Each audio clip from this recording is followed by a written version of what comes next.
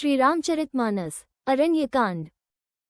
अरण्यकांड श्री रामचरितमानस का तीसरा कांड है, जिसमें राम, सीता और लक्ष्मण का वन जीवन अपने सबसे संवेदनशील और संघर्षपूर्ण रूप में दिखाई देता है। अयोध्या और चित्रकूट की अपेक्षाकृत शांत धारा से आगे बढ़कर यहाँ कथा दंडकारण्य, पंचवटी और रावण तक पहुँचने वाली घटनाओं का सेतु बनती है। ये कांड शूर्पणखा प्रसंग से लेकर सीता हरण और शबरी मिलन तक के विविध प्रसंगों से भरा है। अरण्यकांड की शुरुआत में राम, सीता, लक्ष्मण चित्रकूट छोड़कर दंडक वन की ओर जाते हैं। मार्ग में अत्रि ऋषि और माता अनुसूया से भेंट होती है। अनुसूया सीता को पतिव्रत धर्म और आदर्श स्त्री जीवन की शिक्षा देती हैं। आगे शरभंग, मुनि, अनेक ऋषियों के उजड़े आश्रम और हड्डियों के ढेर देखकर राम क्षत्रिय धर्म की प्रतिज्ञा करते हैं कि वे राक्षसों से पृथ्वी को मुक्त करेंगे। सुतीक्ष्ण मुनि के बाद अगस्त्य ऋषि से भेंट होती है। वे राम को दिव्य अस्त्र शस्त्र प्रदान कर पंचवटी में निवास का निर्देश देते हैं। गोदावरी तट पर पंचवटी ही आगे पूरी कथा का केंद्र बनती है।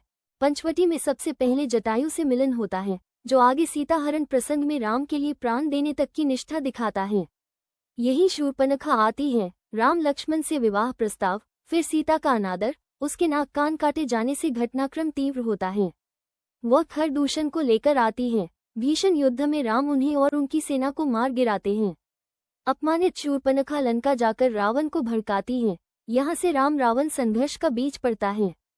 रावण मारीच को स्वर्ण मृग बनाकर भेजता है। सीता का अनुरोध, राम का मृग के पीछे जाना। हे लक्ष्मण, हाँ सीता की मारीच ध्वनि, फिर सीता का लक्ष्मण को कुटिया से भेजना। ये सभी प्रसंग अरण्यकांड के चरम बिंदु हैं।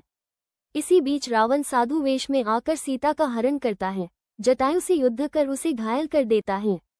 लौटकर राम जब सीता को न पाते तो उनका हृदयविदारक विलाप, जंगल जंगल सीता की खोज, कबंध राक्षस का वध और अंत में भीलनी शबरी के आश्रम में पहुंचकर उसके प्रेम भक्ति को स्वीकार करना, ये सब इसी कांड में आता है। अरण्यकांड का गहरा आध्यात्मिक संदेश ये है कि राम वन में केवल वनवास नहीं भोग रहे, बल्कि धर्म रक्षा, संत रक्षा और वधर्म संहार की सक्रिय यात्रा पर हैं।